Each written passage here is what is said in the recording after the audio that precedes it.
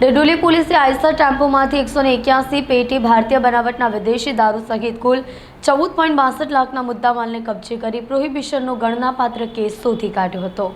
સુરત શહેરના police commissioner Anupamsinh Gehlot અને અધિક પોલીસ કમિશનરે શહેરમાં દારૂ જુગારની અસામાજિક બદીઓ નેસ્તનાબૂદ કરવા ડિંડોલી પોલીસ સ્ટેશન વિસ્તારમાં પેટ્રોલિંગ રાખી દારૂ જુગારની અસામાજિક બદીઓ મળી આવે તો કાયદેસરની કાર્યવાહી કરવા સૂચના અને માર્ગદર્શન આપ્યું હતું, જેથી Dindoli police inspector RJ Chudasama સાથે સર્વેલન્સ સ્ટાફના પોલીસ સબ ઇન્સ્પેક્ટર એલેશ મસાણી સર્વેલન્સ કોડના માણસો સાથે ડિંડોલી વિસ્તારમાં પેટ્રોલિંગમાં હતા।